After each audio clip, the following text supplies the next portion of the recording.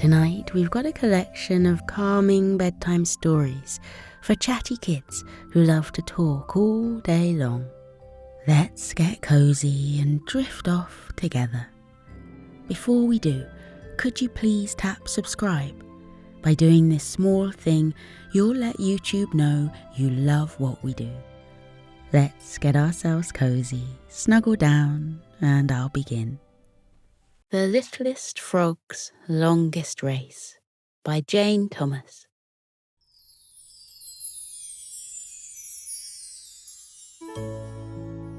Deep in the heart of Sleepy Forest, in the place where the fireflies shine the brightest, there sits a lily pond. And on that lily pond, on a leaf that drifts close to the reed beds, lives a little frog called Fritz. He's the tiny frog with the huge heart, who calls out good morning to every other animal, however big or small they are, and is cheerful and kind and friendly with everyone. About a mile away, which is a terribly long way when you're a frog quite so tiny as Fritz, there's another pond. It is long and narrow and sheltered from the winds and breezes by the tallest reeds in the forest. The surface is barely ever disturbed by a single ripple. It is a place that is particularly perfect for two things. The first of those is for families to bring their littlest swimmers when they're first learning the ways of the water. So you'll often find tiny frogs, ones who've only just grown out of being a tadpole, splishing and splashing their way along the edges. The second thing that the pond is perfect for is racing. Animals of all kinds come here to race through the still, perfectly straight waters, charging from one end to the other, and sometimes back again and again and again, rushing to see who can be the fastest. Oh, and there's actually a third thing the pond is good for too. But it's only on very rare occasions this one happens. Albatrosses need a lot of space for taking off and landing, and this pond provides the ideal setting for them. A natural runway that just keeps going and going, and is usually long enough for the visiting albatrosses to come to a stop or head off into the skies above Sleepy Forest. Whenever there are swimming sessions for the little animals, or whenever there are races on the pond, lifeguards sit along the side a few meters apart.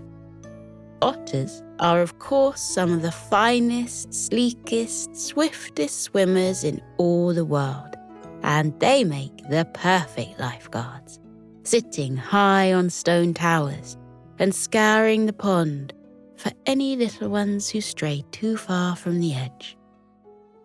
Today there's going to be a race on the pond.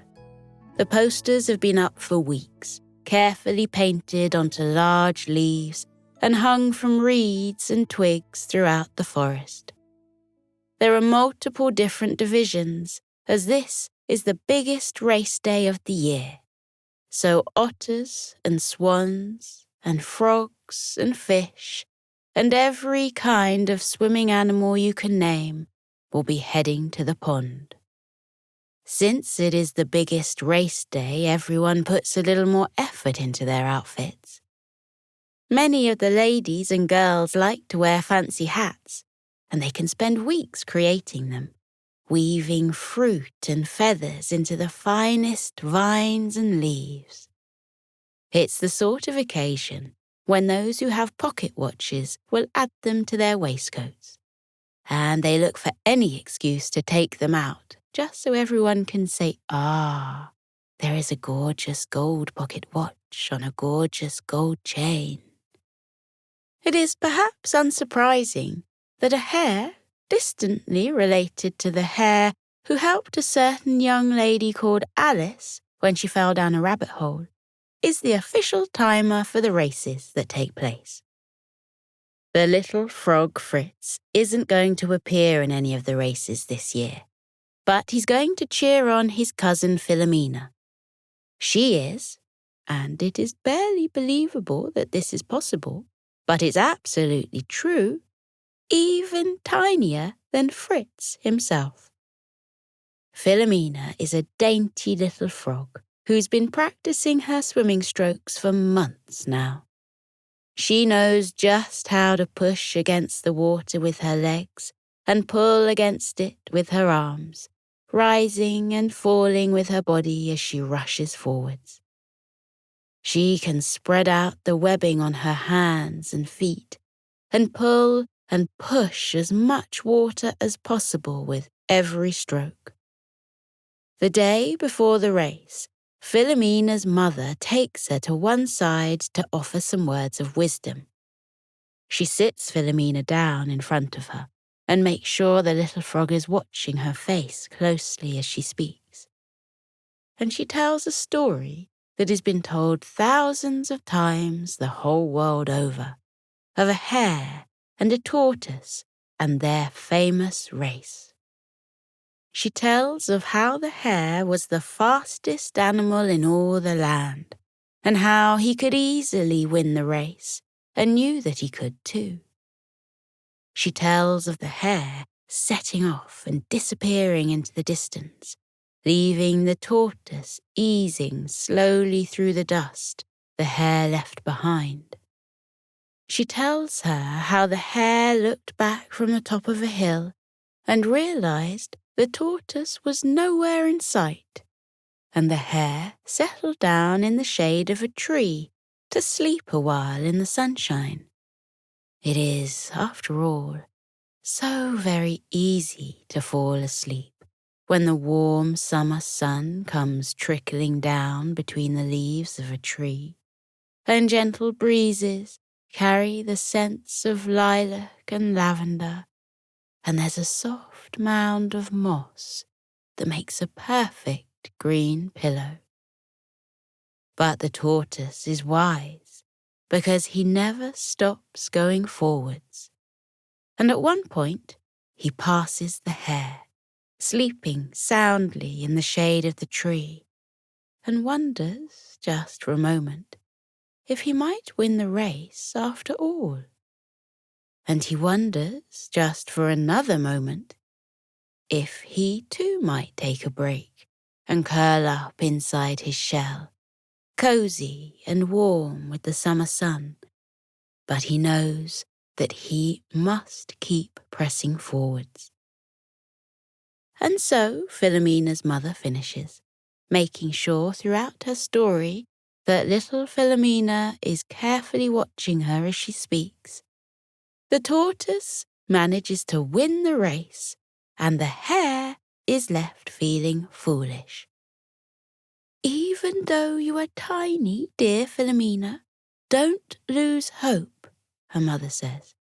There will be bigger frogs with stronger legs and longer arms, but keep on going, keep on pushing, and you will do well out there tomorrow.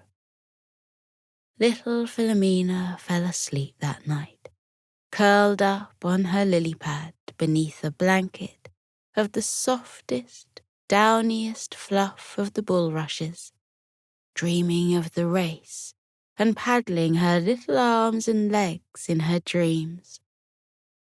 Fritz and his friends decided to visit Philomena the following morning, to wish her good luck in the race and to let her know they would be waiting for her at the finishing line. Fritz was sure to tap his cousin on the shoulder and turn her face to his as he spoke, careful to check that she was watching him as he whispered of her courage and strength. They went together as a group towards the racing pond, moving slowly across the mile of sleepy forest that divided where they lived and where she would compete. And as they hopped their way over tree stumps and around drooping green ferns and hedgerows bursting with roses and honeysuckle, they met other animals who were also heading to the pond. This year, it turned out, it wasn't just animals from Sleepy Forest who were going to compete. The pond had become so famous for its length and straightness and stillness that other animals came from far and wide to join in the races. And so, Philomena and her family and friends met other creatures from places like Dreamy Dell and the Floating Clouds, and even the village of Lower Starry Skies. Philomena waved shyly to these unknown animals, who all waved shyly back and shared smiles and thumbs-ups. And everything was wonderful on the beautiful, sunshine-dappled day, until animals from the Wacky Woods appeared. As they started to stream past Philomena and her group, the animals of the Wacky Wood pushed closer and closer, gawping at the tiny frog who hopped slowly from stone to stone, careful not to twist an ankle or hurt a wrist before the big race. "You are so tiny," they called out. "You don't stand a chance of winning. Just sit on the sidelines with us." Philomena looked straight ahead and kept on hopping. In her mind, she replayed the story of the hare and the tortoise her mother had told her the night before. It was as if she didn't notice the animals of the Wacky Wood at all, and this made them call out even more. "Why bother racing when you're so small?" they called.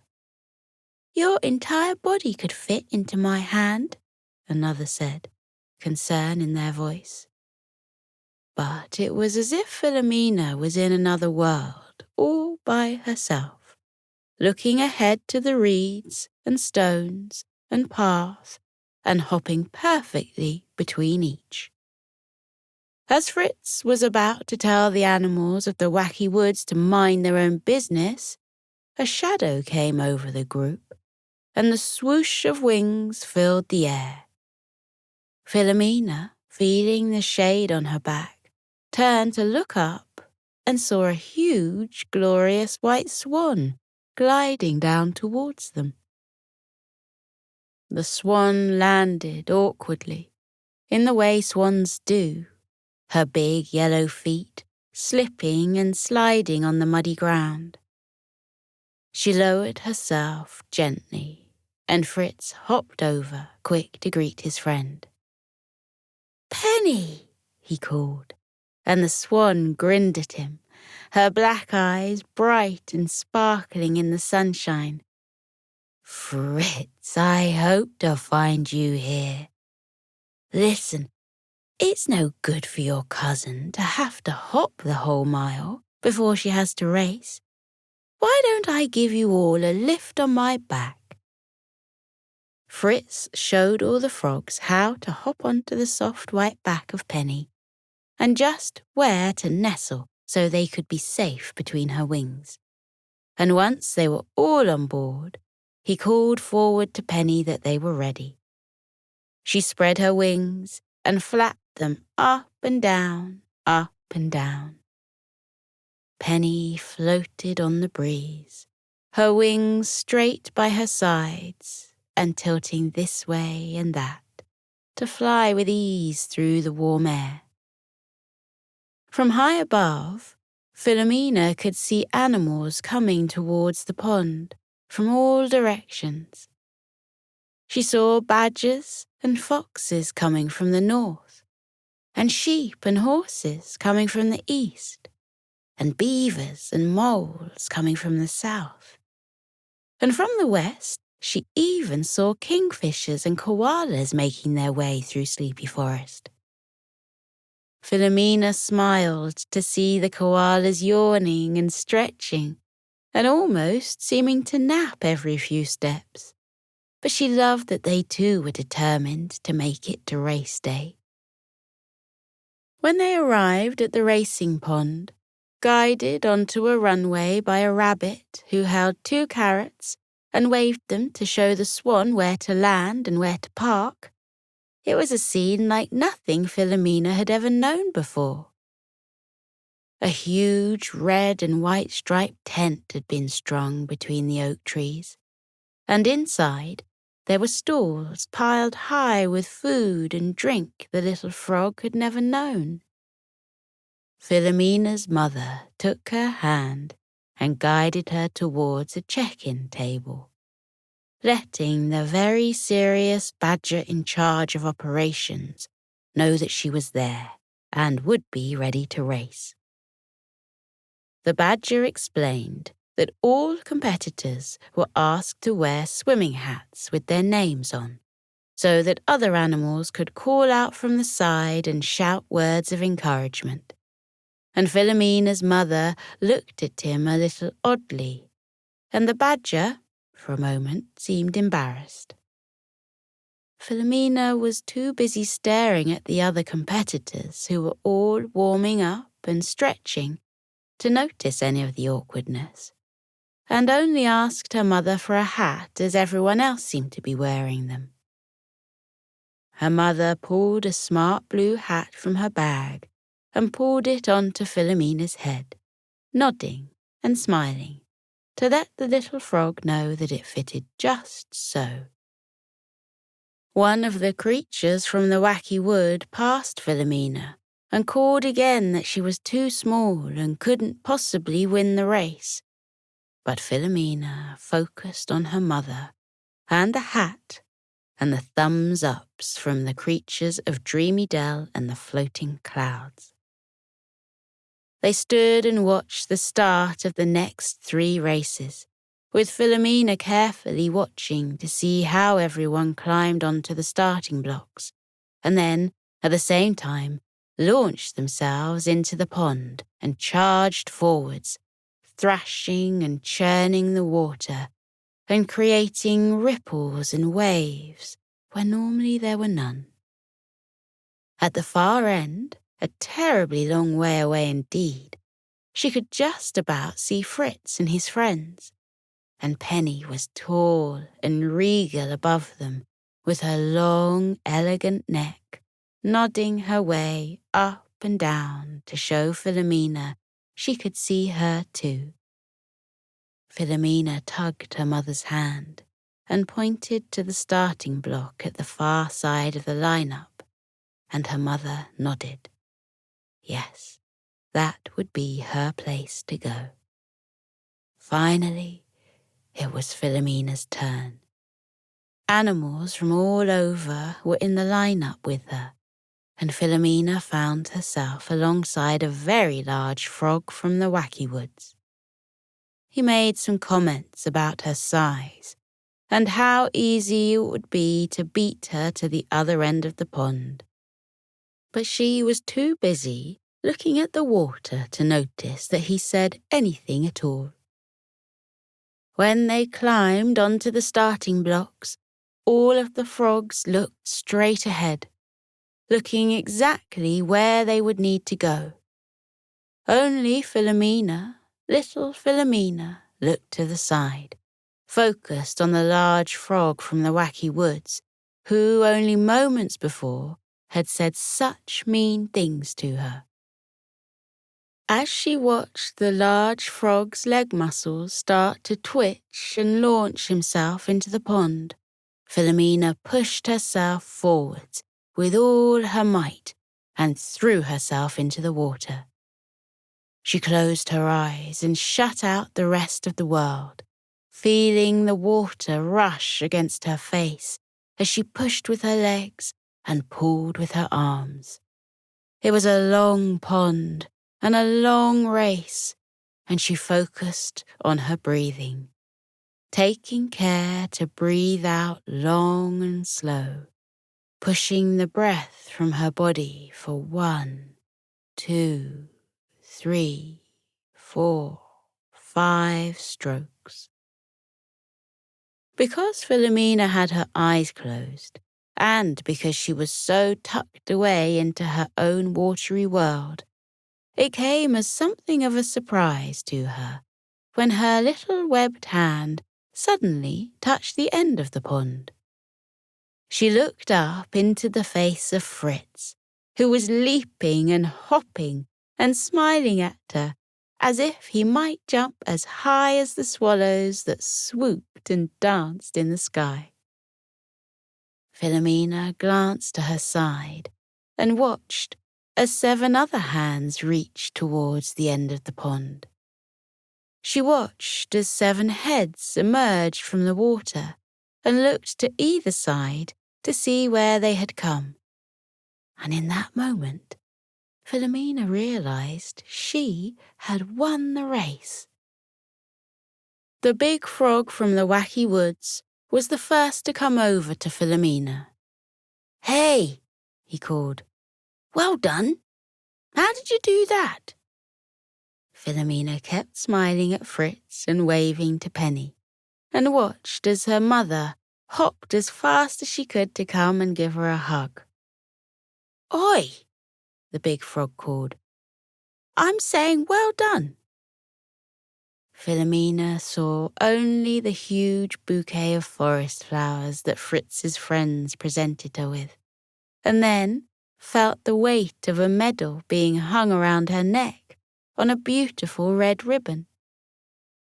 The big frog tapped her on the shoulder, and Philomena wheeled round. "Listen," the big frog said, and Philomena looked straight at him. "I wanted to say, well done. Really good effort. But how did you do it? How did you win when my friends and I were all so horrible and said all those mean things to you? How did you ignore us so well?" Philomena shrugged and smiled at him. "It was easy," she said slowly and a little awkwardly. "But you weren't put off? It's really hard to ignore people saying you can't do something after all," insisted the big frog.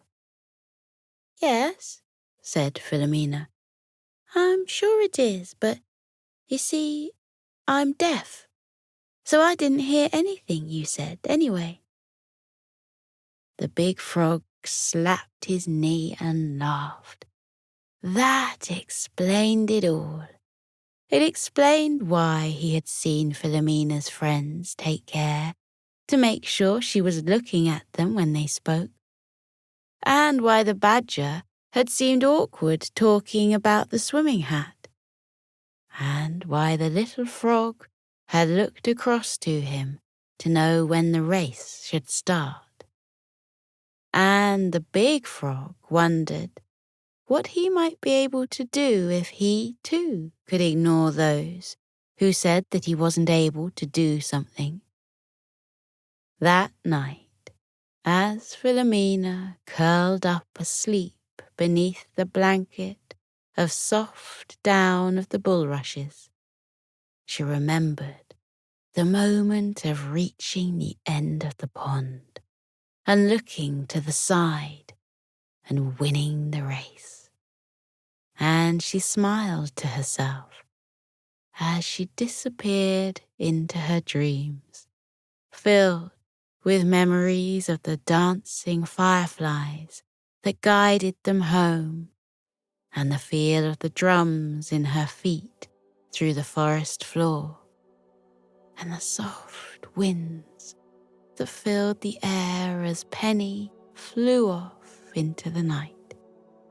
Her huge white wings pushing her towards the moon and the stars and the sky.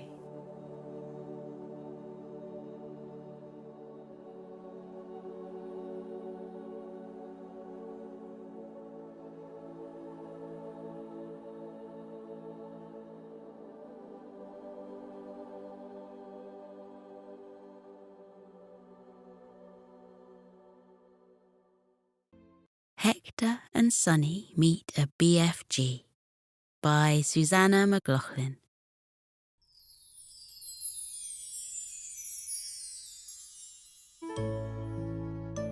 Our story begins on a sleepy spring day when the ducks were floating placidly in the pond and the daffodils seemed to sigh as the swings creaked lazily in the breeze. In the dog park, all the games had finished, and most dogs had gone home, apart from 3. There was Hector, a golden retriever with big floppy ears, and Sunny, a cocker spaniel with eyes as blue as the sky, who were both chewing on an old flat ball. And then there was a new dog they'd never seen before. Her name was Tinkerbell, and she was a Chihuahua.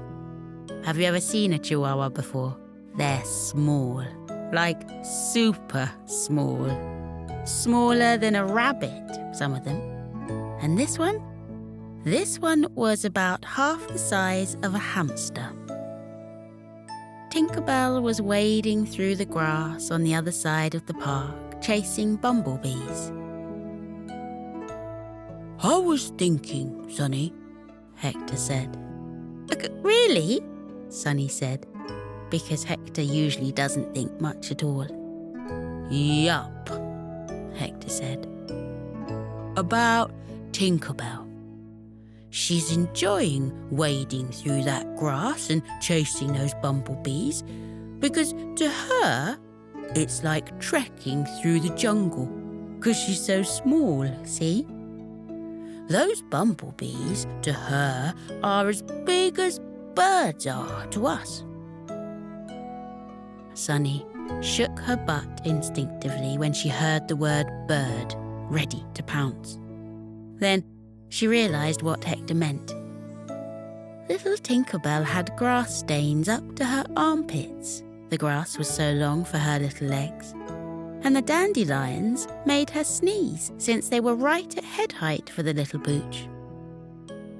"It must be strange being so very small in such a big world, wouldn't it?" Hector mused. Sunny nodded. "He must look like a giant to Tinkerbell," she said. "She always has to crane her neck to talk to you. But at least every walk must feel twice as long for those little legs." It'd be cool to experience," Hector said, "just for a day."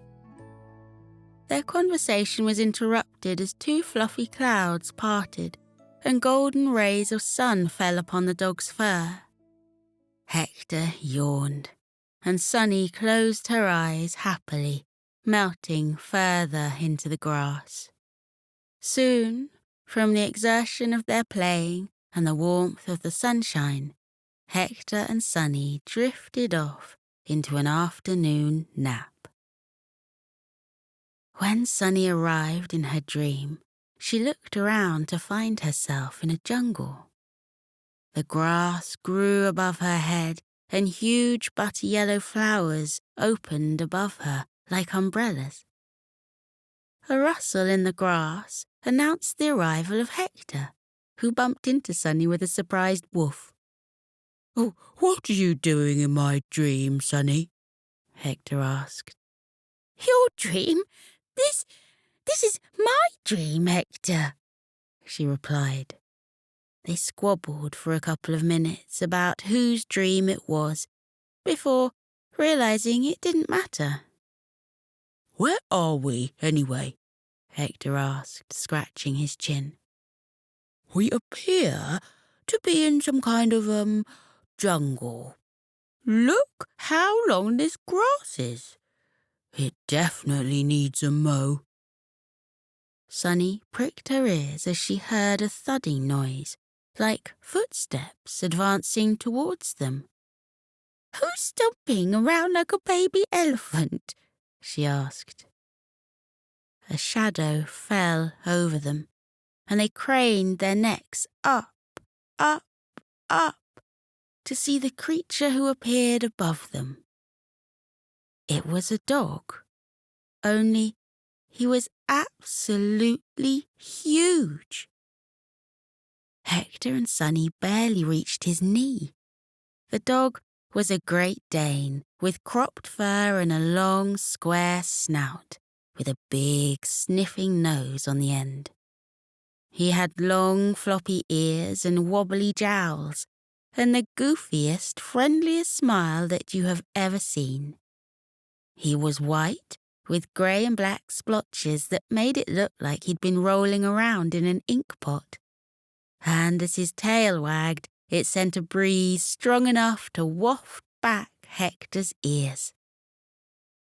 The dog looked down at them and his face turned to puzzlement, his big eyebrows knitting together, and his face bending to peer down at them. "I thought you were mice," the dog said in his booming voice, "or squirrels. I was about to chase you up that tree." He pointed with his paw and the pups turned to see a tree the size of a skyscraper rising up from the long grass, surrounded by a ring of huge, spotted toadstools. Hector and Sunny giggled. "We're not mice, we're dogs," Sunny said. "Like you, except you're truly ginormous." "Me? Ginormous?" the Great Dane said. "I think you'll find that it's you two who are tiny, like little fairy dogs. You look like you should have wings and a magic wand." Hector chuckled. The more he looked around him, the more it seemed the Great Dane was right. If the grass was tall and the flowers were huge, the mushrooms giant, and the trees massive, it stood to reason that it was he and Sunny who were out of place, not the Great Dane, who was quite in proportion to the dandelions and toadstools. "I'm Elvis," the giant dog said, with another goofy grin. He put out his giant paw and, unable to shake it, the pooches just patted it with their own and said they were very pleased to make his acquaintance. Sunny explained that it seemed she and Hector had stumbled into this giant world in a dream, and Elvis said that sounded very plausible. He said, though, that if they were only there for a dream, they'd better stop wondering what was going on and start enjoying themselves, as they'd wake up soon and be back to being regular-sized in their regular world. With that, he dropped to his haunches and instructed Hector and Sunny to climb aboard. He promised them he would show them around Giant Land and make sure no one accidentally stepped on them or chased them up trees. Sunny said that would be very appreciated and thank you very much. Hector went first, scrabbling up Elvis's back, then losing his footing, sliding back down on his belly and landing right back in a heap on the floor. He took a few steps back and ran up this time, and cresting the hill of Elvis's spine, he landed comfortably on the Great Dane's back, panting. Hector threw down a paw, and Sunny hurried up after him, allowing Hector to swing her into place. They each took pawfuls of the scruff of the back of Elvis's neck, and, now safely secured, giggled as Elvis stood on his 4 paws, launching them up towards the sky. From here they finally had a view of this giant world they'd found themselves in. Green fields and rolling hills spread out around them, dotted with enormous wildflowers, waving red poppies and lilacs and lupins. Elvis pulled a sprig of honeysuckle from a nearby bush, the blossoms of which, to Hector and Sunny, were big enough to bury their whole heads inside. So they did, smelling the sweet smell, so strong that it made them close their eyes and think of summer walks.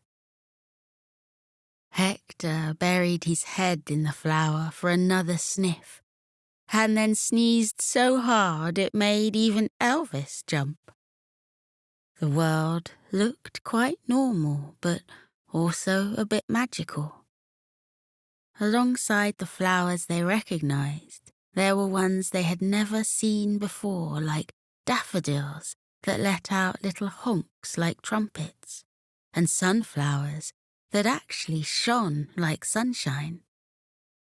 The trees were round and curvy and twisty, with big fat trunks that tapered really thin at the top and ended in little sprouts of leaves way overhead. In the distance was a town made of white stone cottages and larger buildings with turrets and towers. It looked like it had been imagined, brought to life straight from a storybook. Elvis sat at the top of the hill and pointed to the town. He said that was his home and that he couldn't wait to show them around. With a wag of his tail, he began bounding down the steep grass. Hector and Sunny held on tight, bouncing around on Elvis's back. And Sunny laughed at the concentration in Hector's face as he clung on with all four of his paws. Soon, Elvis's paws slowed, and instead of padding across grass, they were journeying across paths made of smooth cobblestones. Hector and Sunny gawped up at the town around them, small as mice in this storybook land. A cat came and rubbed against Elvis's legs, peering up at the tiny dogs on his back with green eyes as big as saucers. Sunny reached out and rubbed the cat's nose with her little paw, and the cat started purring a rumbling purr as loud as a tractor engine. They ambled through the town square, which was busy with a market taking place. They crossed a stall where a giant farmer with hair like golden straw and tent-like dungarees was bellowing about his produce. There were purple carrots with frilly leaves and a ginormous turnip that would feed Hector's owner for a week. There were cabbages and juicy tomatoes and huge, muddy potatoes. There were also strange vegetables the dogs hadn't seen before, like pink courgettes and hairy onions. On the next stall, a woman who looked like a giant fairy with long, dark, twisting braids and a dainty flowing gown sold vials of magic spells, from love potions to liquid luck, as well as shimmering crystals and gemstones. The next stall sold wheels of cheese and crusty bread, and the strong smell of the cheese had Hector sniffing the air and licking his chops. All around, giants were going about their business, greeting each other with kind smiles.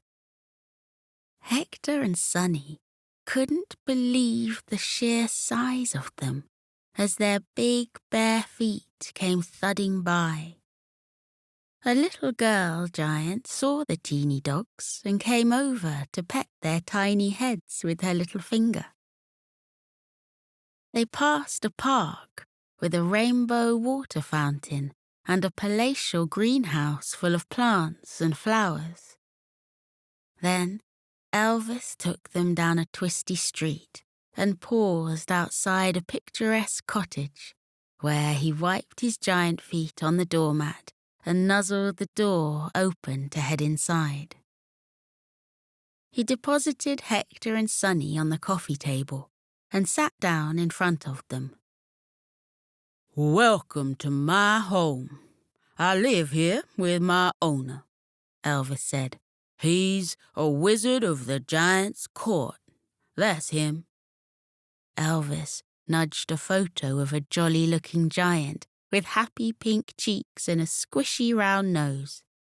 He had a mop of ginger curls and wore patchworked clothes like you'd usually only see in a pantomime. In the picture, Elvis stood at his owner's side, making it clear that his owner truly was a giant. He must have been 10 times as tall as Hector and Sunny's owners. Sunny sniffed the air. A familiar scent filled her nose. Was that a shoe? Her gaze dropped to the shoe rack by the door, and her mouth dropped open in wonder. The giant's shoe was big enough that she could crawl inside.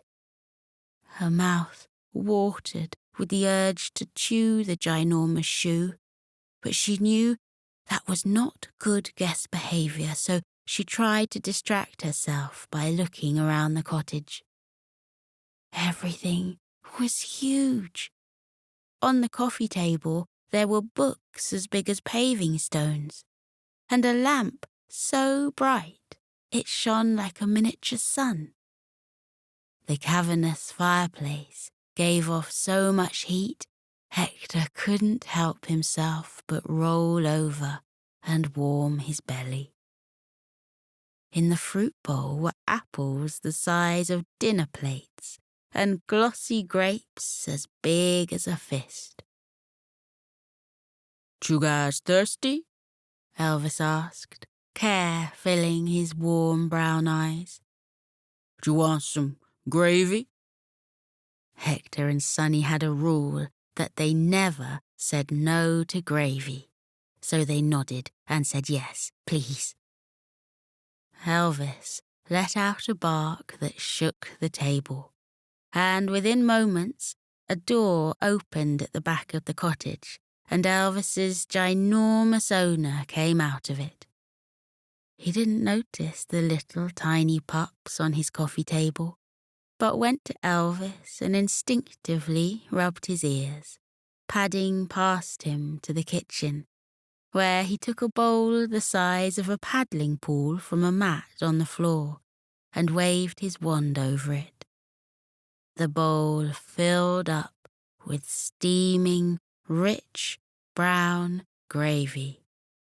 The giant placed the bowl back in its place on the floor and returned into the back room, patting Elvis on the head as he went past. Elvis sat down next to the coffee table and allowed Hector and Sunny to run down his back like a ramp to the floor. The three of them trotted over to the kitchen where the gravy awaited. Hector inhaled. It smelt divine. The bowl, up close, felt more like a swimming pool than a paddling pool. He looked up at Elvis, as if about to ask permission, but unable to wait any longer, he put his paws together above his head and dove into the gravy bowl with the grace of an Olympic athlete. He bobbed up to the top, covered in gravy and chortling. This is like the most delicious bath of my life," he called out, doggy paddling from one side of the bowl to the other, taking big gulps as he went. Sunny looked up at Elvis warily, as if he might tell them off. But Elvis was shaking with laughter, wiping tears from his eyes. "What you waiting for, Sonny?" Elvis asked, and Sunny heaved herself up to the side of the bowl and toppled in. Soon she too had a belly full of gravy and dark brown fur, as she played with Hector, splashing him and running away when he splashed back. The level of gravy in the bowl was significantly lower now, and Hector was licking his chops in satisfaction.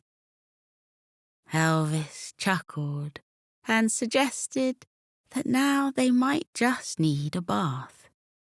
Sunny agreed and said yes, he was right. Elvis padded to the bathroom, bringing back a purple bar of soap and 2 rubber duckies. He filled the kitchen sink with warm water that had been gently heating over the fire and trickled in bubble bath from a crystal vial. He put the 2 rubber duckies in the water to bob around and ever so gently used his mouth to first pick up Hector, then Sunny, and deposit each in the sink. He used his paws to lather up the soap and wash the pups, then set them each upon a ducky to float around whilst they enjoyed the warm water. Laying back on his little rubber ducky lilo, Hector sighed in contentment. I like your home, Elvis, Sunny said. Everything's ginormous. Elvis chuckled. Not to me, he said.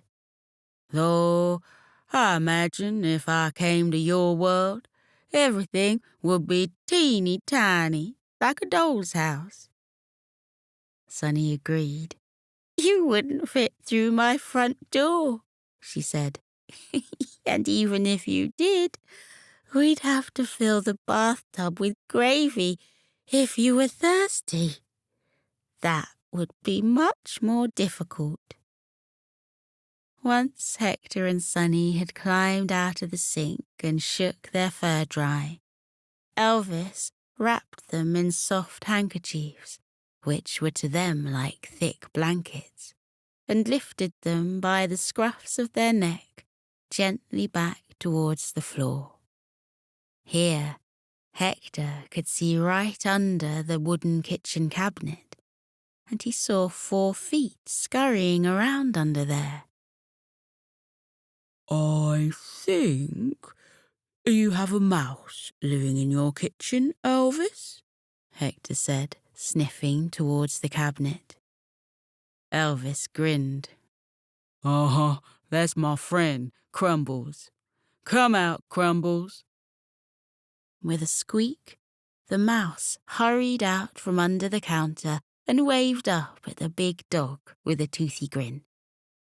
She was like a huge ball of brown downy fluff with a delicate pink nose and curly whiskers. She stopped in her tracks at the sight of the dogs who were about her size.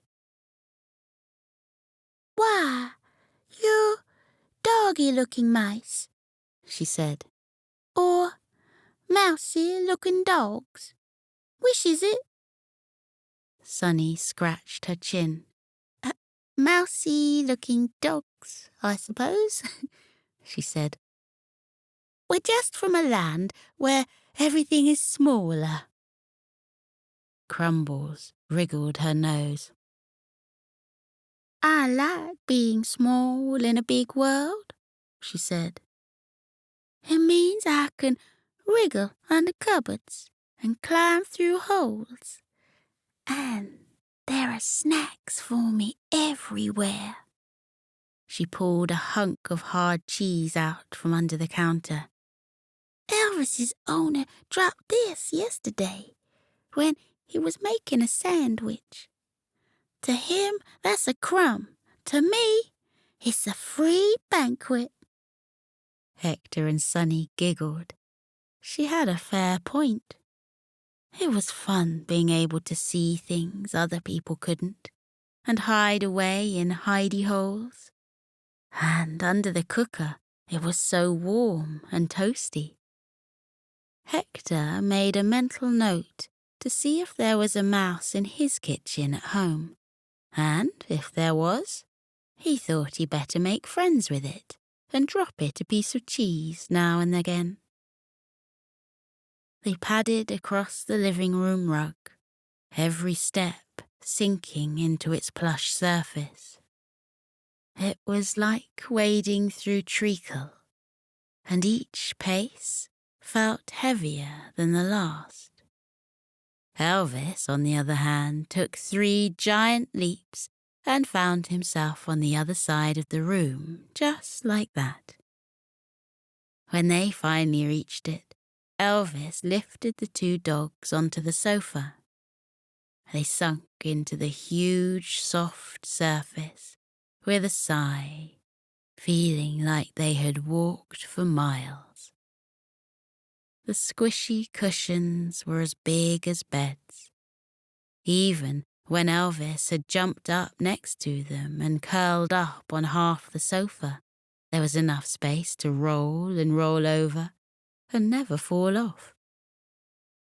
Elvis yawned, his big jowls wobbling. The yawn was contagious. Shall we have a nap?" Elvis asked. Worn out by their adventures, Hector and Sunny nodded their heads and agreed.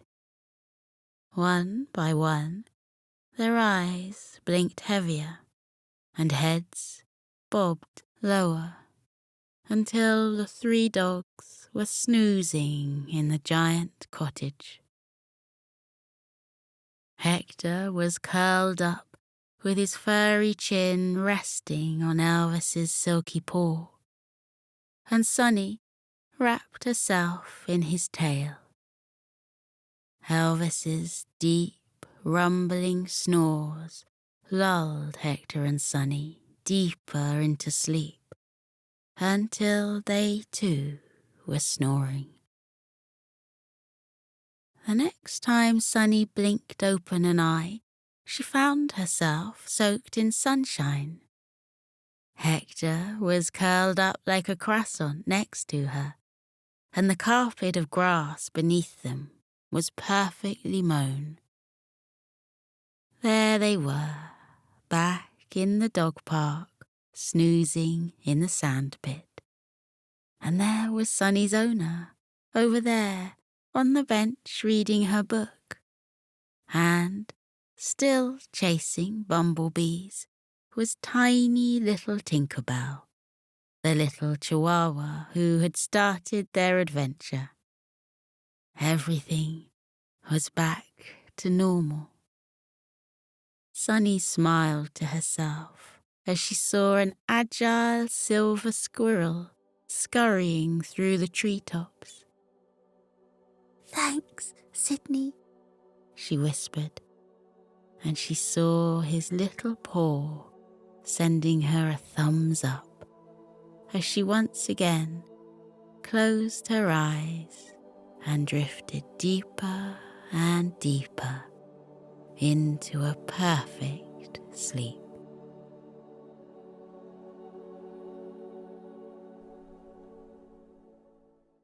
Coco and the Very Sleepy Caterpillar by Jane Thomas.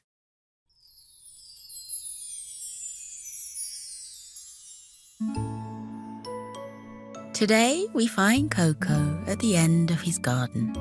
He's by himself, lying in the shade of a tree, looking up at the dapples of sunlight coming through the leaves. Have you ever noticed how many insects gather in a single shaft of sunlight? Coco has. He's watching them now. Hundreds and hundreds of tiny things busily buzzing back and forth in that sunbeam, just going about their day. Coco came to the garden to find a little peace.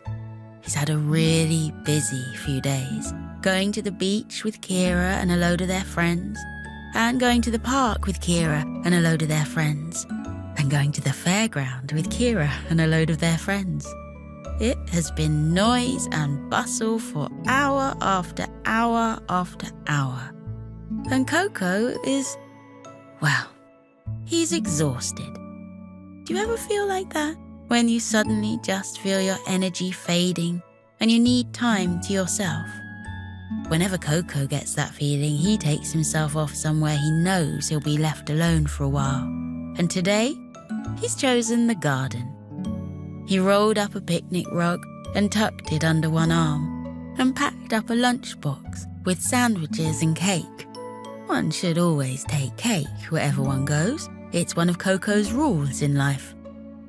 He picked up a huge bottle filled with water and trundled down to the edge of the garden to create his nest for the day. He had to go back to the house briefly because he realized it was far more comfortable with a cushion beneath his head. And this is where we find him now, lying on his back on a tartan picnic rug, with his head resting on a plump red cushion, breathing slowly in and out as he listens to the trees rustle and the birds chattering. Have you noticed how shadows move throughout the day?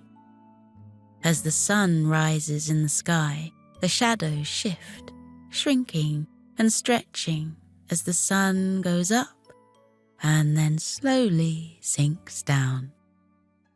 Coco knows the perfect place to lay his tartan rug, where he can lie in the shade all day long. He doesn't need to move at all. It's the perfect place to recharge his batteries and get ready to go out into the world again. A dragonfly lands on the end of Coco's nose, and he almost has to cross his eyes trying to look at it. The dragonfly looks back at him with huge round eyes, delicate silver wings sparkling in the dapples of sunlight. The dragonfly's body is a gorgeous, delicate length of turquoise, as if he's been dipped in a perfect rock pool and somehow kept the colour. Coco breathes as slowly and gently as he can, not wanting to disturb the dragonfly. With a long breath in that he holds for 4, 3, 2, 1, and that he slowly lets out for 4, 3, 2, 1. They stay together for a while, a silent exchange between dragonfly and koala. And then the dragonfly bows his head as if saying goodbye, and his silver wings become a blur as he gently rises away from Coco's nose and heads off into the world once more. Coco turns on his side and faces the flower bed. There are huge, drooping yellow flowers. He has no idea what they're called, but they look like bells. And as he watches, he notices a faint buzzing sound coming from inside one of the bells. He shifts himself across his tartan rug closer to the sound and peers inside, seeing a big, round, black and yellow bumblebee busy gathering up the pollen. The bumblebee's body and legs are covered in big fat puffs of yellow where he's picked up the pollen, and the bee turns to look at Coco, resting a while on the edge of the golden bell before, just as the dragonfly did, dipping his head as if saying goodbye, and then taking off to head back to his hive. Coco lies on his side and watches the flowers for a while, counting the bees as they fly in and out of the drooping golden bells. Then something catches his eye, walking through the grass, and he turns on his front and props his head up with his paws so he can lie and watch a shimmering beetle making its way slowly across the lawn. At first glance, the beetle looks as though it is black, but as Coco watches, the beetle crawls through the patches of dappled sunlight, and he sees that actually it is green and purple and gold and silver all swirled together. The beetle navigates the blades of grass, climbing up some and walking around others. 6 legs, slowly and steadily, guiding him towards the flower bed. For a moment, the beetle stops his journey and looks across at Coco, and the two watch each other in silence. Coco once more, breathing as gently as he can to not disturb the little creature. And then the beetle bows his head as if saying goodbye and disappears into the leaves of the flower with the golden bells. Coco's about to turn onto his back once more when something else catches his eye in the grass, and he realizes he has spied a ladybug. Her bright red body is moving fast, dashing from one green blade of grass to the next. But right in front of Coco, she stops and turns to look at him. Coco carefully counts the black spots on her back.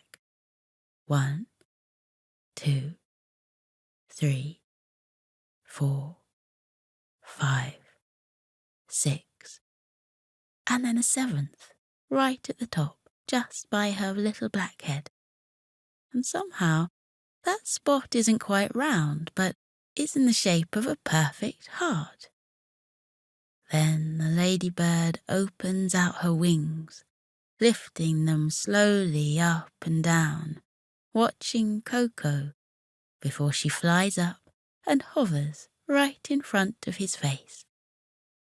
And can you guess what she did just before she flew away? If you said she bowed her head as if saying goodbye, you'd be absolutely right. Coco rolls onto his back once more and closes his eyes, smiling to himself. All the noise and drama and chaos of the last few days is drifting away, and he listens to his own breathing as he lies there on the grass, feeling as his body rises and falls with each breath he takes. In the distance, he hears doors opening and closing, and then a car starts and drives away. And he wonders where those inside are going. Perhaps to the beach, where they will build sandcastles and float in the sea and find crabs in rock pools and long tendrils of seaweed they put over their heads and pretend are hair. Some days, many days, Coco loves going to the beach, but not today. Or perhaps they are just off to the shops, where they'll bustle around with the others and fill their basket with bread and eggs and bright red strawberries and bright orange carrots, and say hello to their friends they bump into and how are you, and talk about this and that for a while. Some days, many days, Coco loves going to the shops, but not today. And then Coco feels something tickling against his leg, and he sits up and looks down to see what it is that's moving slowly across him. And he finds himself looking directly at a bright green caterpillar, the colour of a lime, or one of the lighter stripes of a watermelon. The caterpillar pauses on his journey, looks across at Coco, and yawns. Coco had no idea caterpillars could yawn, but that is definitely what this one was doing. The caterpillar yawned so wide and so long that, as is the way of these things, Coco felt he had to yawn too. He yawned and stretched his arms, and then shook his head and blinked his eyes and looked back down at the caterpillar who was trying to keep moving forwards, but his legs just kept stopping and his eyes kept closing. Coco sat as still as he could and watched as the caterpillar took a few steps forwards, then yawned, then closed his eyes, then shook his head as if to wake himself up, and did the same thing again. A few steps forwards, a yawn, briefly closing the eyes, then a shake. Eventually, Coco murmured in a soft whisper so not to alarm the caterpillar, "Where are you trying to go, little fella?" He didn't expect an answer, because of course who can talk to caterpillars? But the caterpillar stopped and looked up at Coco with big round eyes, and then rose up so half his body was in the air, and he seemed to point at the leaves of the plant with the golden bell flowers.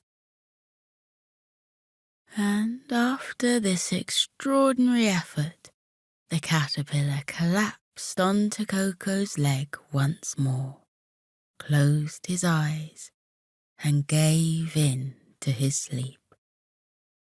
The day was so quiet and so still that Coco swore he could almost hear little caterpillar snores coming from the creature.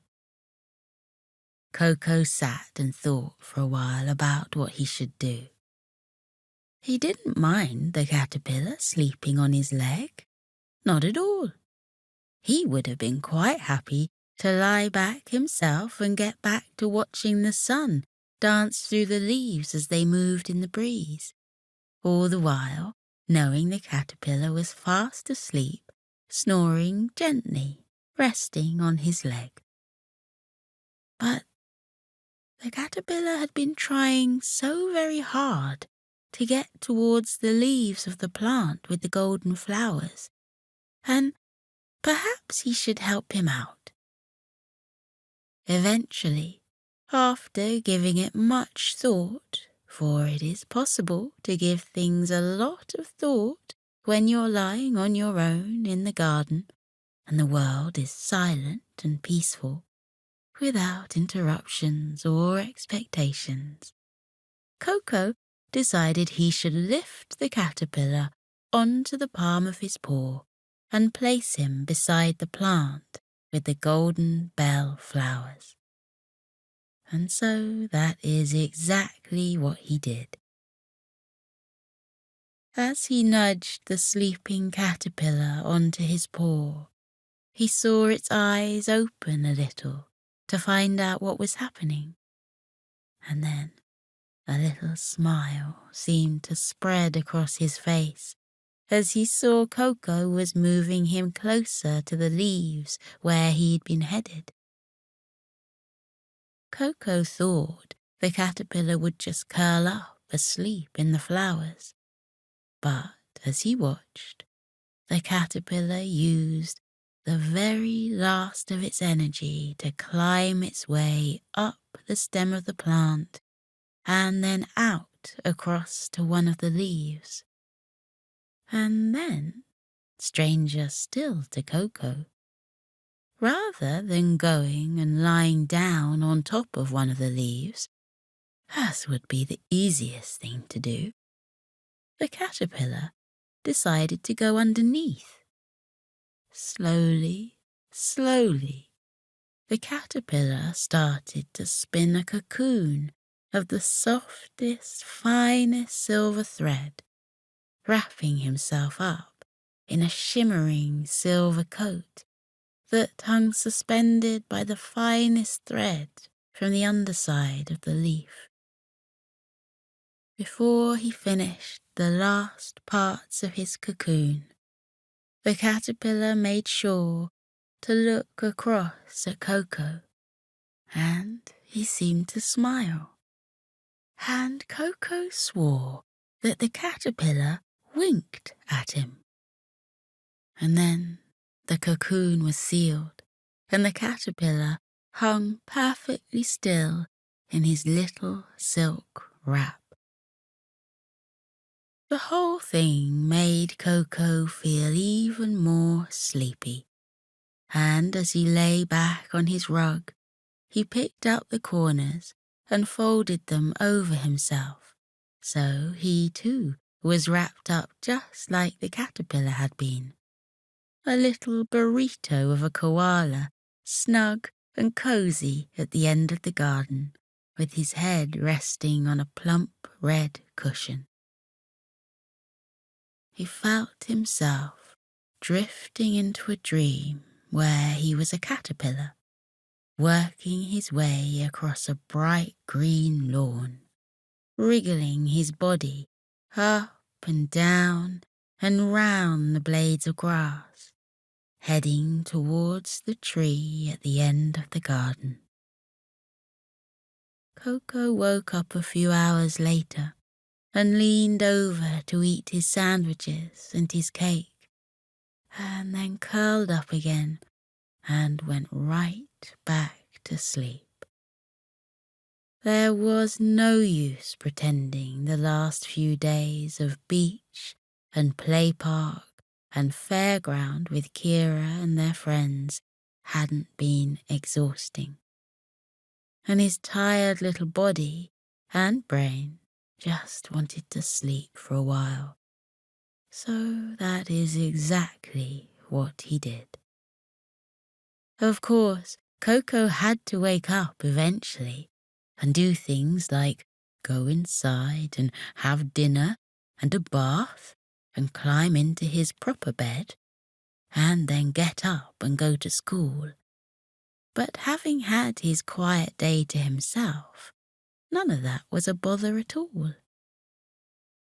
But each day, before the sun started to turn red and spread oranges and pinks and golds across the sky, Coco would wander down to the end of the garden and peer under the leaf of the plant with the golden bells and look at the caterpillar, still sleeping in his silver silk cocoon.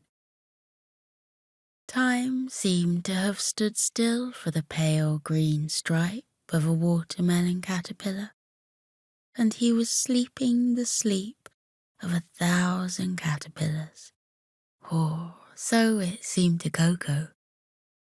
He didn't know it was possible to sleep for that long. Even when Coco was the tiredest he'd ever been, and he climbed into his bed and had the snuggliest, coziest sleep of his life, he hadn't slept as long as this caterpillar.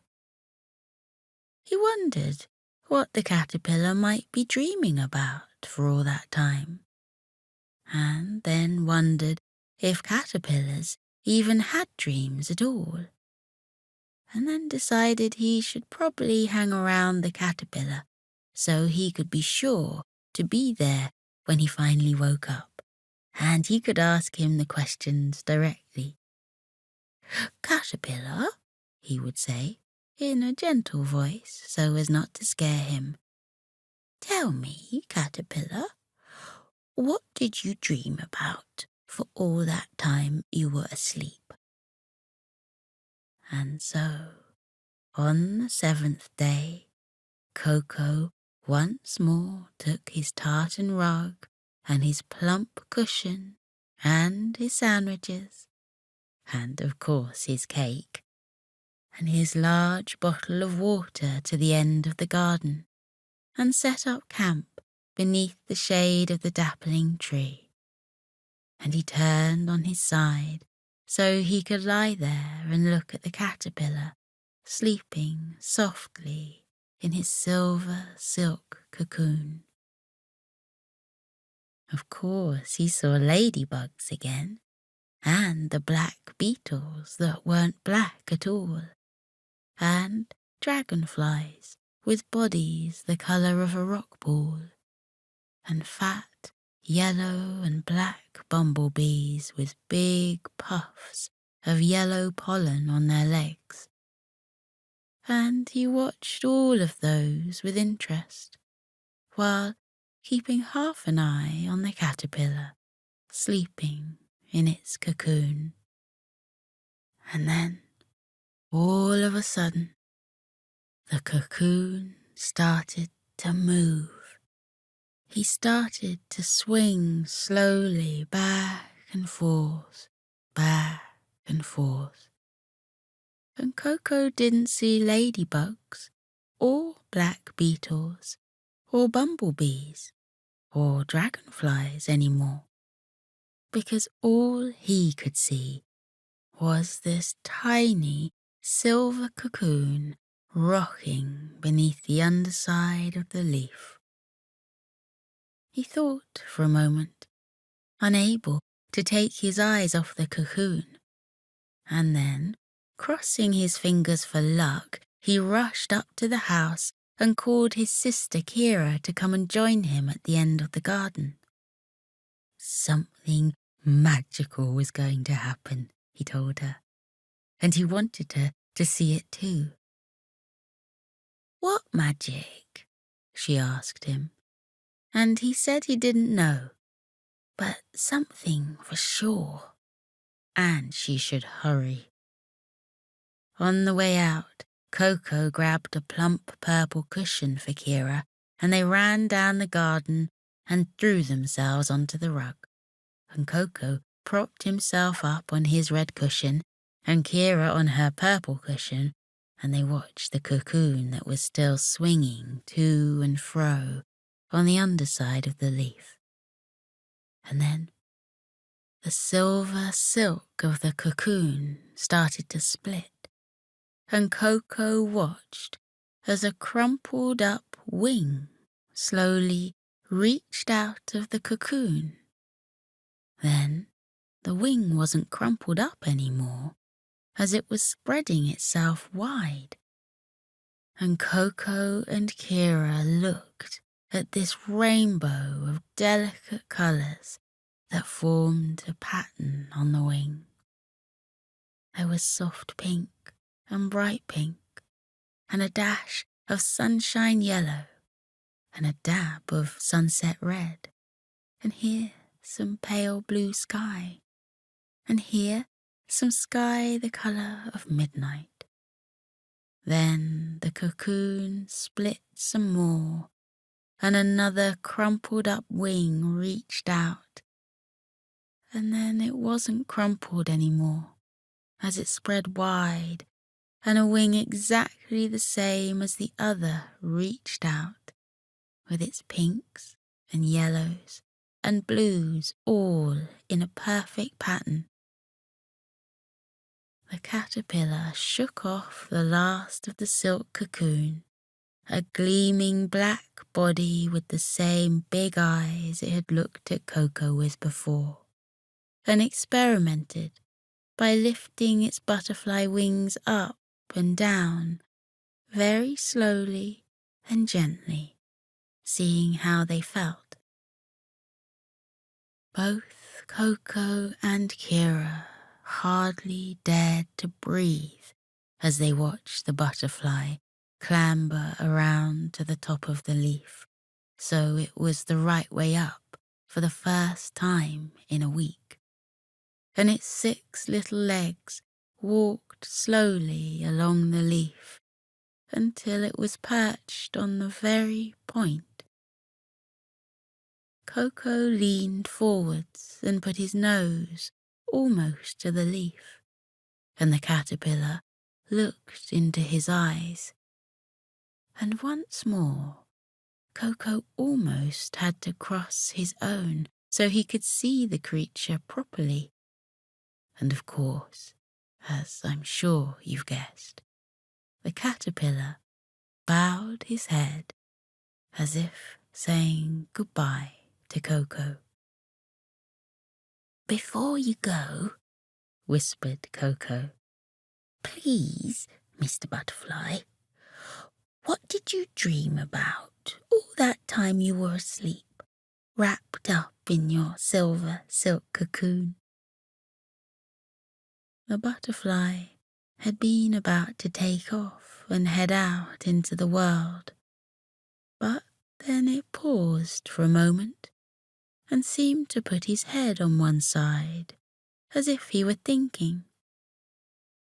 Then it looked at its pink and red and blue and yellow wings from one to the other and looked back at Coco.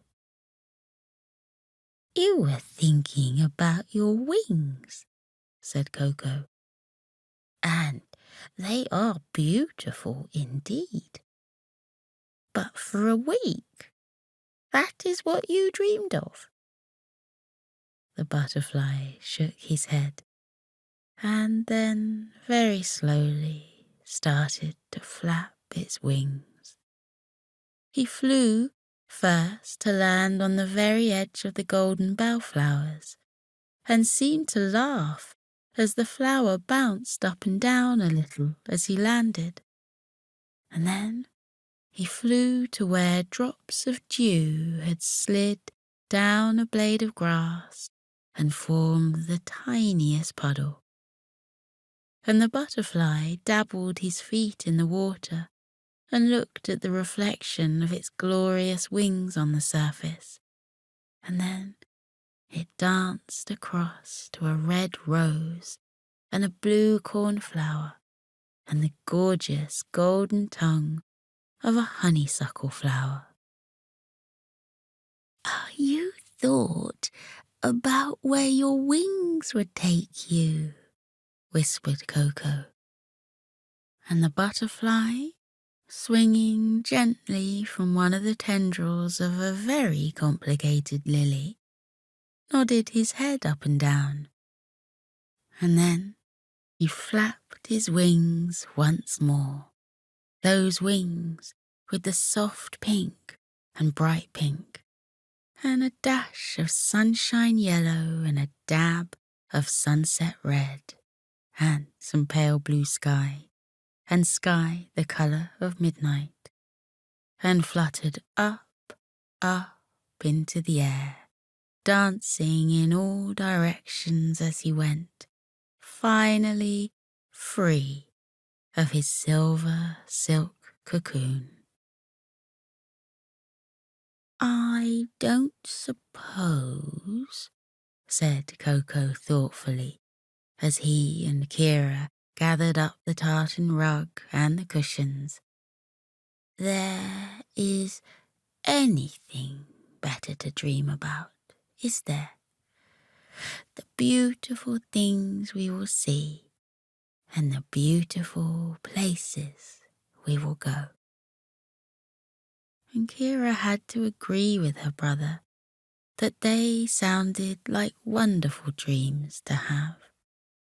So that night, each of them wrapped themselves up in their blankets as if they too were sleeping inside the silver cocoon of a caterpillar, and wished that they too could dream of beautiful things and beautiful places. To each of them, that meant something slightly different, because everyone sees the world a little differently, but it meant something wonderful. So here's to dreams of our favourite things and favourite people and favourite places, when we can dance from one to the other as if they are everything the world is made of, and we can float through the world as if on wings of midnight blue.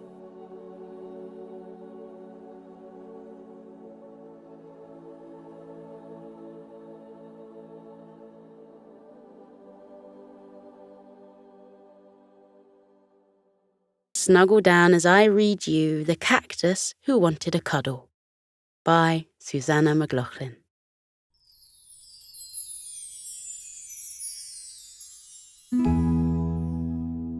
Under the warm orange sun in a vast desert in Mexico, there stood a single cactus named Rosa. Rosa was large and impressive, with shiny spines all over her body, including her 2 dark green limbs, which stretched out on either side of her. She had carefully grown herself a small orange flower, which sits perched on her head. Rosa was happy in the desert. She spent her days in the wilderness, watching the endless desert skies turn from pink to purple to blue and to streaky orange and pink once more, before it turned inky black and became covered with hundreds and thousands of twinkly stars. She looked out across the sand, being warmed and relaxed by the sun, and then bathed in the calm of the moon. She saw rolling hills rising in the distance before her, and a stretch of desert, empty and clear aside from some other cacti like her, far, far away on the horizon. She enjoyed watching lizards and insects scuttling by, and she always called out her hello. However, Rosa wished she had some friends nearby to teach her about the world beyond her patch of desert. The other animals didn't often stop to chat. They all thought she must be a prickly character due to her long, pointy spines. This cactus was not prickly, though. Not at all. She was a happy, loving plant, and all she wanted was a cuddle and a friend to talk to. Rosa did everything she could to look more cuddly. She concentrated really hard and carefully grew 3 more flowers on top of her head. 1 blue, 1 pink, and 1 more orange. Orange was her favourite colour, after all. She wore this new flower crown and beamed a big smile at all the creatures that scuttled by. Some smiled back now that she wore her crown. In particular, a large tortoise named Thomas, who plodded slowly by. He had a big, dusty brown shell, splodged with shades of amber and cream. His skin was wrinkly, and he wore a big, toothless smile. His face was friendly and peaceful. Rosa asked Thomas where he was going. He said he was headed over the hill as there was an oasis there. He described it as a glistening turquoise pool, as clear as glass, sparkling in the sunlight. He said it was the most deliciously cool and crisp water in the world, especially tasty in the dry heat of the desert. Rosa had never seen or heard of such a place, but she enjoyed dreaming about it. "What is over that hill, there?" she asked. "Over there? There is a town of people," the tortoise said. He explained that in the town people worked and played and sang music together. He said there were dogs running between colourful market stalls playing with the children. He said there were guitar bands and parties and plenty of delicious food. He said there were houses there painted terracotta, and shops and small restaurants where the waiters wore embroidered aprons. And there were many, many flowers there too. Lots of green leafy plants, shrubs and trees in little pots. Rosa thought it sounded wonderful. All those people together having fun. Thomas had continued plodding by as they had been chatting. He did move rather slowly, after all. Rosa would have enjoyed talking to him all day and learning more about the world that lay out of sight. But he had an oasis to visit, and he was nearly out of hearing range. His hearing did not range far, as he was a tortoise. He had no ears on his little round head. Thomas and Rosa called goodbye to one another, and the cactus watched as he slowly made his way across the desert and over the hill, looking around with a content smile on his face. Rosa was very happy that the tortoise had chatted with her. She wiggled the flowers on the top of her head happily, and spent the next 4 peaceful days and nights dreaming of the world beyond the hills. Not many animals passed her by in this time, and none of them were very chatty. A hare hopped by, looking puzzledly at her spines, before galloping on over the hill. A little desert fox, with big pointy ears, sniffed around the ground, but he was too focused on the scent to pause and notice Rosa. A few butterflies landed on her head one afternoon, sniffing at her flowers, and Rosa laughed as their wings tickled her petals. On the 4th night, Rosa had drifted off to sleep, imagining how beautiful all of the night's stars must look, being reflected on the ripples of the moonlit oasis. She was smiling as she slept, swaying gently in the warm evening breeze. But all of a sudden, she awoke from her snooze as she felt a prickle on her leg. She looked down towards her feet. There was a little creature looking back up at her. "Hello," she said. The creature apologized. The animal shuffled on its little feet and explained that he had noticed Rosa standing there. He had spines too, you see, and so he thought they could be friends. He was an adventurous little porcupine, and he had lots of tales to tell her. Rosa's heart soared. The spiky little creature had given her a hug. She beamed at the prickly animal. He had a big pink nose, with 2 goofy little teeth sticking out below it. He had kind brown eyes and little paws which he bopped back and forth on bashfully. His brown furry body was covered in long black and white spines, many more than Rosa, and they were much pointier too. He introduced himself as Paolo, the porcupine. Rosa was in awe to meet someone so kind, who seemed to understand her feelings so deeply. She knew right away that Paolo was her friend. Paolo and Rosa sat under the stars and chatted for a while. Eventually, they both drifted off to sleep.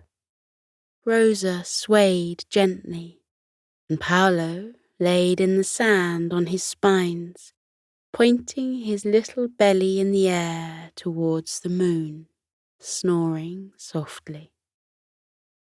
When they awoke, the sky was pink. Paolo told Rosa he had been headed into town when they crossed paths. Rosa sighed dreamily and said she would like to hear of his adventures there, for she dreamed of going to the town too. Paolo went quiet, thinking for a while. He told Rosa that he would see her very soon and bade her goodbye, wiggling a little paw at her before shuffling off across the dust, a little spiky ball moving through the desert. Rosa waited for 2 days, excited for Paolo to return. At midday on the 2nd day, she saw a spiky little shape returning towards her across the landscape. Paolo appeared to be pulling something along behind him, and a little figure was at his side. Paolo said a happy hello to Rosa when he arrived at her side and introduced his friend. His friend was a big dog called Xolo. Xolo was soft and brown with big flappy ears, which pointed straight up in the air. He stood tall on long legs and smiled, his tongue lolling, panting in the sun. Rosa was happy to meet him. Paolo explained that after meeting Rosa, he had been considering her dreams of adventure.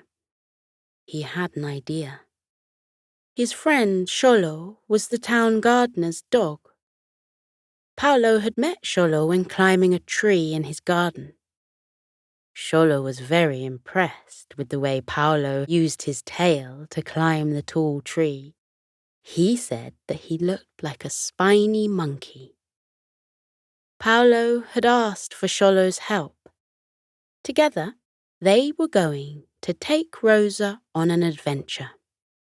They borrowed some tools from Xolo's owner, a trailer, a little shovel, some big gardening gloves, and a big terracotta plant pot, which had been painted with beautiful blooms, just like the ones Rosa wore on her head. The two creatures set to work, digging the dirt around Rosa's feet. Xolo whistled a jolly tune as they worked, and Paolo hummed along. Xolo carried a lovely tune, but Paolo was a little off-key.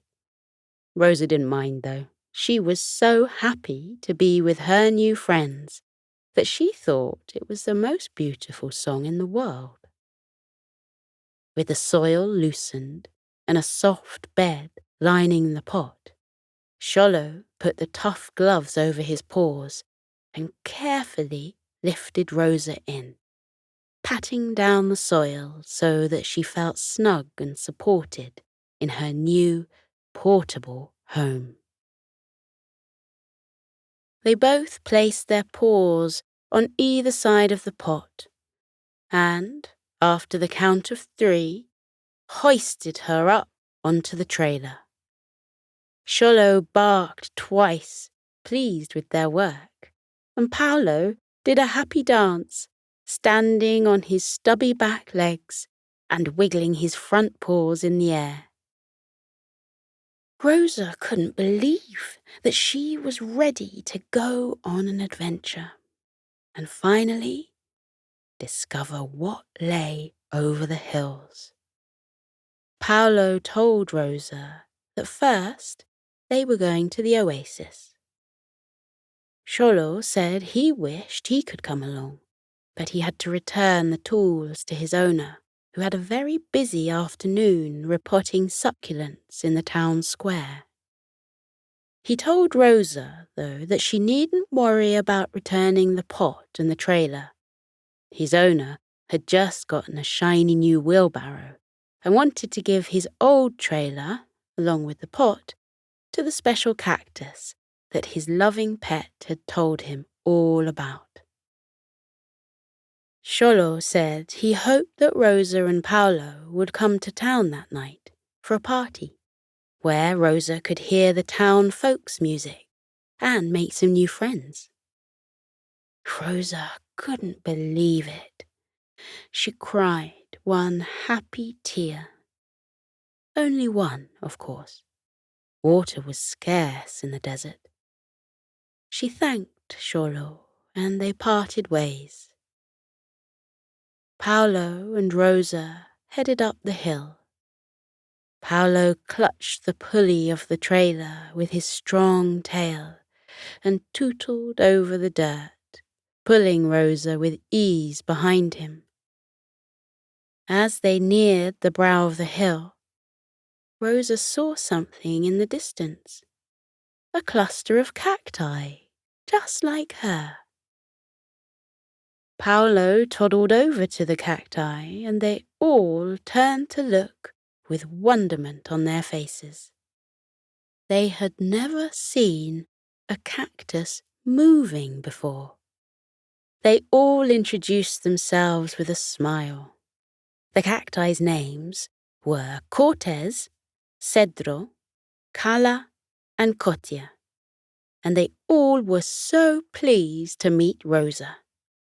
They had seen her in the distance from their hill, and they were so happy that she had come to say hello.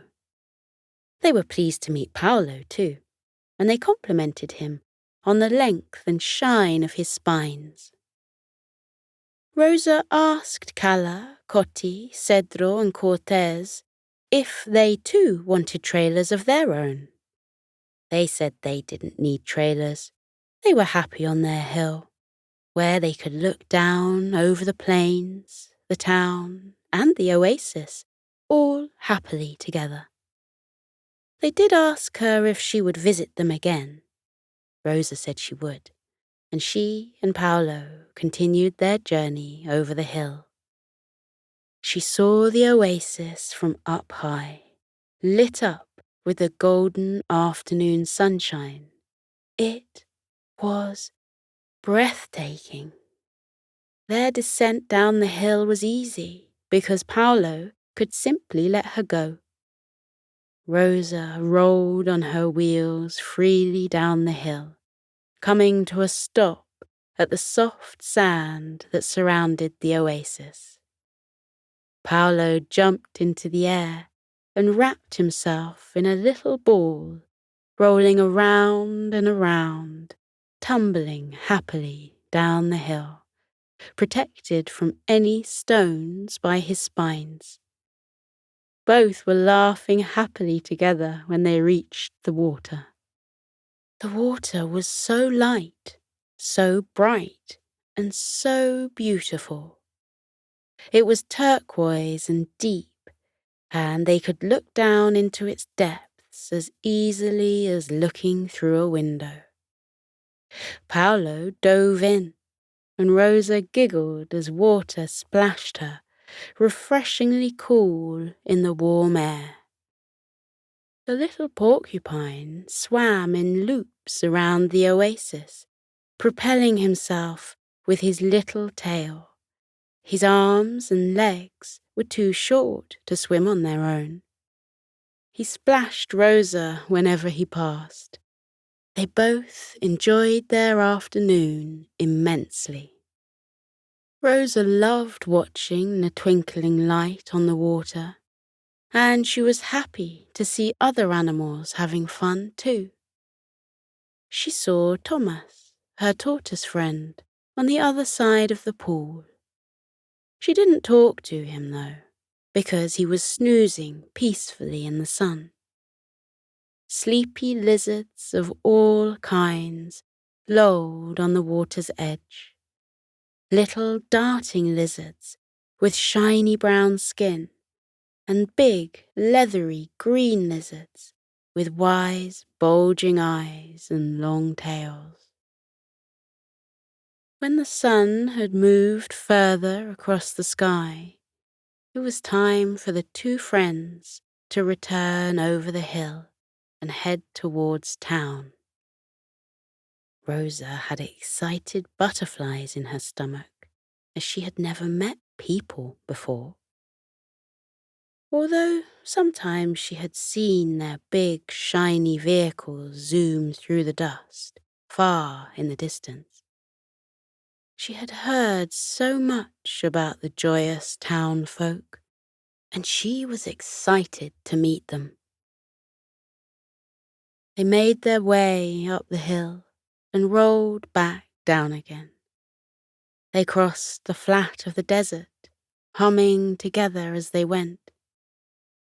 As the first star began to twinkle in the sky, they heard the sound of lively music, which beckoned them across the sand towards town. Paolo would skip with every couple of steps, almost in time to the music. He wasn't the most rhythmic porcupine, but he did love music. They arrived at the town square and were amazed by its beauty. There were men and women and children in colourful clothes, dancing and eating and laughing together. The band played guitars of different shapes and sizes, and they all sang with enthusiasm. There were many plants like Rosa in pots and flower beds around the square, and animals too, dogs and cats and lizards and birds, all enjoying the music. Xolo emerged from under one of the tables, which was laden with delicious-looking food, and greeted the animals. He introduced them to all of his friends, and they all danced together. Rosa and Paolo were so happy. At the end of the night, Rosa thought it must be time to return to the desert. She said goodbye to her new friends. She had spoken to the flowers in the shrubbery, who had told her of all the merriment that they observed every day. She had laughed with playful puppies and shimmied her spines to the lively music. She had had a wonderful time, but it was time to go to bed. Hopefully she could return one day.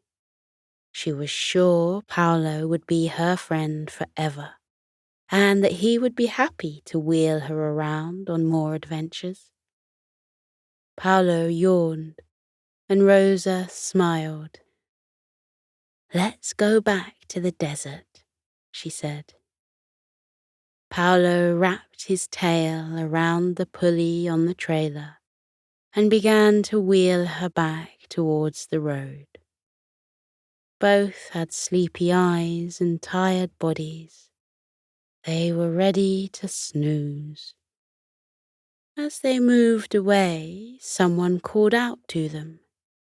It was the town gardener. Rosa and Paolo had met him earlier in the night and thanked him for his kindness. He had grey hair and crinkly brown eyes. His skin was tanned from all the time he spent outdoors, tending his plants attentively and with great care. He wore faded overalls and a colourful shirt. All of the townsfolk seemed to like colour and kindness. "Where are you going?" the gardener asked. "You may return to the desert if you really wish. I know the nature is beautiful out there.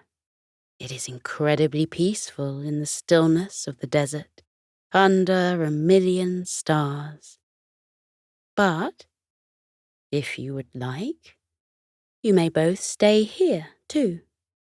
There's a lovely spot in my garden for you, Rosa, and I know Xolo's kennel has plenty of space for a little porcupine like you, Paolo."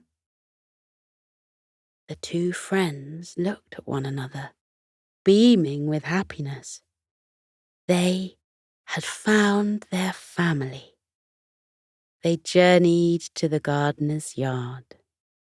He had a beautiful garden, with curling vines and beautiful tropical flowers. Each one was watered, trimmed, and tended to with love. In one corner, there was a dusty flower bed, full of cacti of all shapes and sizes, some spiny, some fuzzy, some smooth. Not far away was Xolo's kennel, a fairly large handmade wooden structure, painted in turquoise, pinks, and yellows. Xolo was already snoozing on a soft patch of grass nearby, his long snout poised on sleepy paws, his tongue still lolling as usual. He looked perfectly peaceful. Rosa chose her place in the gardener's yard.